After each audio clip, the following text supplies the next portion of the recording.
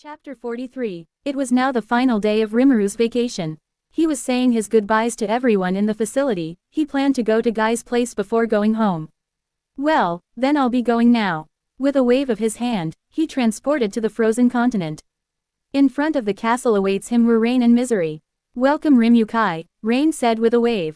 Well then Rimuru, let us go. Guy-sama has been waiting for your arrival. Misery guided the way as they all entered the castle. It's been so long since I've been here, Rimuru said as he looked around. Barely anything changed. That doesn't feel like a compliment. Guy, who was seen seating in his throne, said. So why the visit here, Rimuru? Guy stood up and walked towards Rimuru. Nothing much really, Rimuru shrugs. Just felt like visiting. Is there a problem?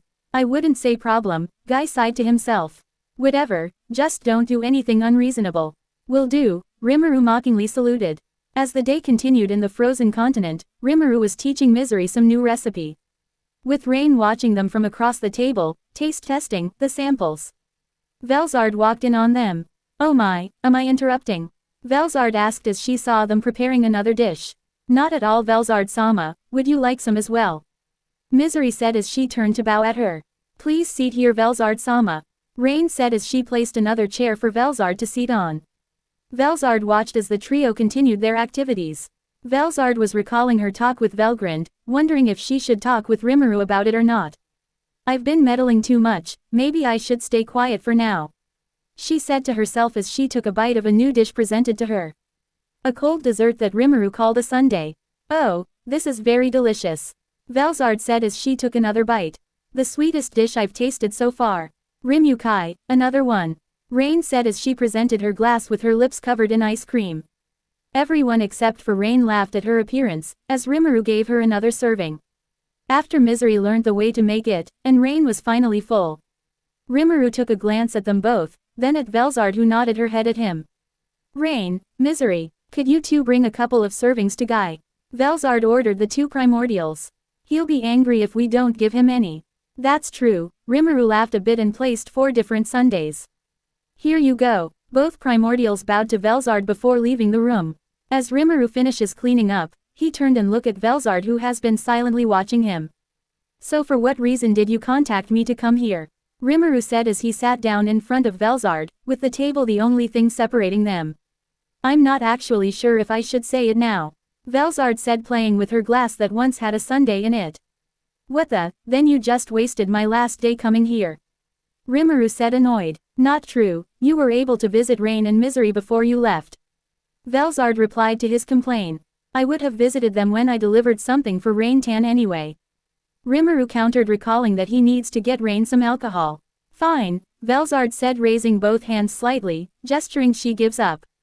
Let's just put it like this, do you have anyone you have romantic feelings for? Rimuru looked shocked hearing those words from Velzard.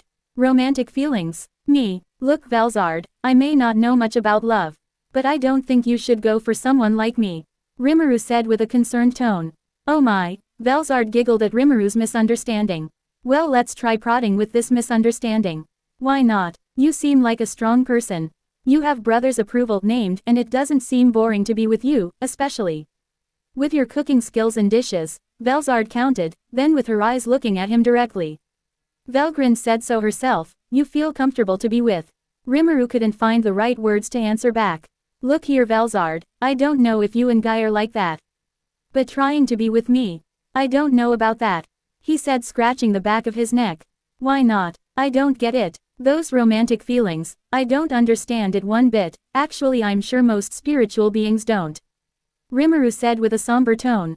Romantic feelings are for those that procreate, we don't need those feelings. So it's not like you don't want to. But you're not sure how'll it go, since you don't understand it. Am I correct? Velzard concluded, waiting for confirmation. Rimuru leaned into his chair. Well, something like that. Though I doubt, I need to understand it. Since I don't have someone I like romantically. I see, anyway that was just a joke anyway. Velzard said with a laugh. I wasn't talking about me anyway. I just saw how those pharaohs fall for humans and got curious. Velzard brushed off with an excuse. Don't do that again, you really put me on the spot there. Rimuru said with a strained laugh. Velzard laughed with him. Then what about your past future memories? Don't you have someone you like back then? Rimuru furrowed his brows. We're continuing the topic. I don't recall much on the latter life, but the human one, I did have crushes. I think, I was rejected back then and stopped focusing on romance and more on getting a job. In a similar manner, we don't bother with romance. Veilzard said, and with a giggle. To think you would get rejected though, that's a funny one. Yeah, then what about you? Aren't you and Guy in a romantic relationship, or is it similar to me and Velgrind's? Rimuru asked Veilzard, trying to get back at her. Nonsense, like you said. Romance isn't really our strong suit at best, friendship or camaraderie is the closest we can get. Veilzard answered, though, you and Velgrind's relationship are on thin ice on that one. What do you mean? You're not dense, you tell me what I mean. Veilzard said with a serious expression, before going back to a more simple one. Rimuru sighed, you mean how Velgrind's being more intimate, like with the tea party. Oh, so you do know. Veilzard clapped her hand happily. I doubt it's anything like that though, Rimuru said back. Lei constantly does that as well, and it's not for anything romantic. What about that vampire of Tulite? Luminos, right? Veilzard pointed out. Velgrind seems to be jealous of her after all. Luminos. She's a friend of mine, Rimuru answered, though sometimes I do find her actions suspicious. I do think she feels something for me, but if she doesn't say anything, I'll just stay quiet and respect her decision. He shrugs. Hey, so Velgrind does have some competition. Guess that's all I'll do for now, as long as you noticed Velgrind and have suspicion. Veilzard thought to herself. You're right, Veilzard said, backing down for now. She was satisfied with what she learned. Sorry for the awkward topic. Soon the day passes and Rimuru finally arrived on Citadel. The first thing that grated his eyes were two people. Lei and Velgrind were waiting his arrival. Welcome back, both said in unison. Rimuru nodded. It's good to be back. That felt longer than it should though. Soon Rimuru noticed the others who were waiting with them. The primordials as well as the angels under Lei. As much as I want you to relax after returning, Velgrind said with a sigh. We have something you need to see. Rimuru tilted his head, and followed them to his office, where Enki and Siren were sitting down shamefully. What's this about? Rimuru asked as he sat to his chair, folding his arms on the table. Inside the office are Rimuru, Enki, Siren, Velgrind, Lei, Blanc, and Apollyon. We apologize from the bottom of our hearts, Rimuru-sama. The two quickly took to the floor and bowed, low enough that their heads touched the floor. Tell me what happened first, then I'll think about if I forgive you. Rimuru said with a serious tone. The two flinched and raised their head before explaining. And so the two explained the situation they found themselves in, with Blanc and Apollyon pitching in from time to confirm the information. They accepted the request of two primordial great spirits, and challenged them to a fight. Unfortunately, they are not capable to defeat them, nor capable to do the requirement to win. Blanc and Apollyon took both of the two, before they can be absorbed by the primordial great spirits. With both spirits furious, they created beings to capture them, and with the death of many subordinates from both sides. We managed to escape, Blanc said. It is all thanks to Lord Gamaliel and the reinforcement that arrived. Apollyon added in. Rimuru sighed, give me the damage report later. Apollyon bowed. Rimuru tapped the table continuously, to the two. Each tap was loud, like it was the countdown until their death. So, with all of that information, what do you have to say again? Rimuru stared down at the two that are still kneeling on the floor. We are not worthy of Rimuru-sama's forgiveness. Siren said, voice trembling. She has never seen Rimuru with that expression before. We are prepared for any punishment. Enki added, seeing Siren tremble. Rimuru was angry at the two. Not only did they challenge something more than they can handle, they also wasted the lives of subordinates.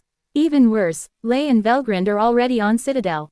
They should have reported first instead of accepting any punishment. Rimuru murmured to himself, thinking of what he should do.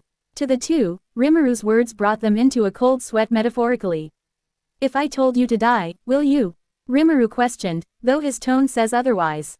Of course Rimuru-sama, just say the word. Both answered immediately. Death is nothing to the two compared to the shame they feel at the moment. In fact, if their death would suffice, then, they more than welcome their demise.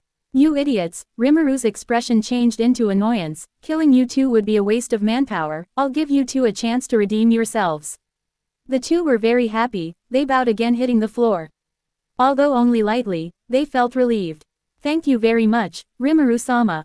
So you say, Rimuru smiled evilly. I want you two to defeat those two primordial spirits and take their powers. If you can't, well, useless subordinates are not needed. The two froze. Defeat them. Those two. That's impossible for us. They couldn't say anything, they were given a chance. They should be grateful for that.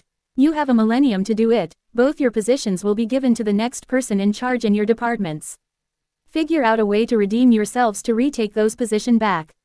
Rimuru said as he gestures for them to leave the office. Of course. Right away. Both stood up and walked out the door. Rimuru then looked at Velgrind and Lei. Too much. Lei shook her head, just enough if you ask me, Rimuru-sama. Personally, you could have been harsher. Velgrind said, but the disappointment in your eyes should be worse than death for them anyway. I could attest for that, Rimuru-sama. Noir said, who was standing behind Rimuru. If it were me, I would rather die countless times than see it directed at me. Noir said, shivering a little, even with it not directed at me, I felt a massive amount of fear as well. This Rimuru-sama is not as forgiving as the future Rimuru-sama, one mistake and I'll be thrown out as well. Now then, Blanc and Apollyon. Rimuru said, signaling the two to step forward. While you did rescue them, you two were present and did not stop them. Rimuru stated, glaring at the two, nor did you suggest for them to retreat and report. Any excuses you want to say? None, Rimuru-sama. Nothing, Lord Rimuru. Good to hear, you both will be supporting the substitutes of Enki and Siren with their position while doing your own work. Rimuru announced their punishment, while they did not do anything bad. The fact is, they didn't stop them. Do you have any problems with your punishment? None whatsoever, Rimuru-sama. Blanc bowed. We thank you for forgiving us, my lord. Apollyon added. Both were then ordered to leave and talk with Enki and Siren about the substitutes. Rimuru massages his temple. Well, please tell me that's all. He said as he looks toward Lei and Velgrind. Well, Velgrind looked towards Lei, who nodded her head. Rimuru-sama, the primeval universe is now infested with fire and water spirits made by the primordials. All progress in that universe has been destroyed, luckily it was only newly found. Lei said, only 2 sectors have been officially charted, no real loses. How strong are they? Rimuru asked, can't we recover it? Most of the spirits range from C to S, from the information we have gathered. The primordial great spirits are at least S+ rank minimum. Velgrind answered. She laid down on the sofa. Though, I think I could defeat them if you want. No, don't, this is Enki's and Siren's punishment. Rimuru shook his head. Seriously, to think primordial spirits still exist. True, I thought they all died or scattered beyond sentience.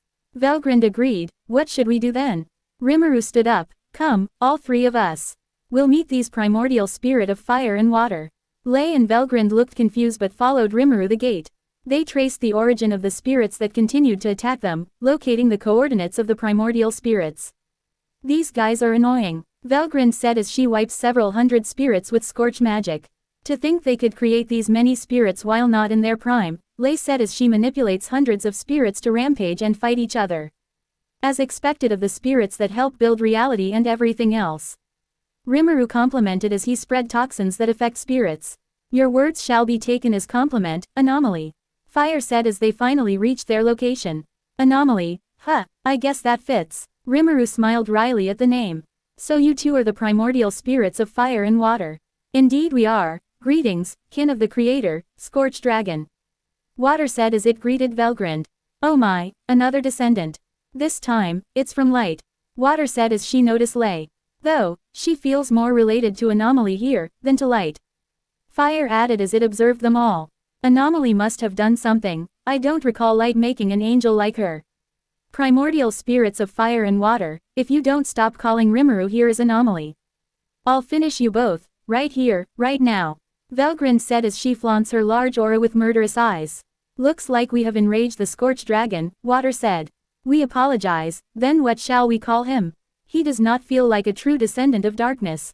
Do you have any titles? Fire asked Rimuru, finding something to call Rimuru. Overseer of the multiverse, granted to me by Veldanava. Rimuru simply answered. Well, I also have Anomaly as a title, along with Silver Primordial, can't you just call us by name? Oh, granted by the creator, Fire said with a pinch of interest on its tone. Very well then, Overseer of the multiverse. What do we owe the pleasure of your visit to our abode?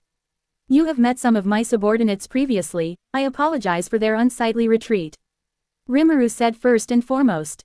They are not allowed to die without my permission, blame me for their cowardness.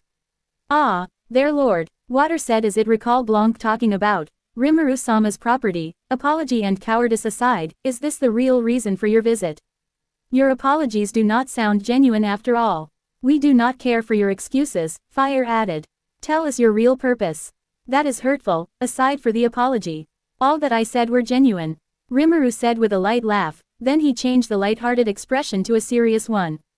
You both have defeated and forced my two subordinates to retreat in shame, Rimuru said. I want you two to wait a millennium, they'll come back to redeem from their shameful display. Ho tilde, so you say Overseer. Will you be able to make them powerful enough to defeat us? Fire said with amusement, I could assume you know of our challenge, and what we desire. Yes, to have suitable successors for your remaining powers before you perish. Rimuru confirmed and answered, I'll make them suitable vessels for your powers so they can be more useful to me. Ha ha ha, very well, await we shall. Make sure to keep your word, Overseer. That I will. Rimuru smirked at them. Rimuru and the others soon left with those words. To be continued.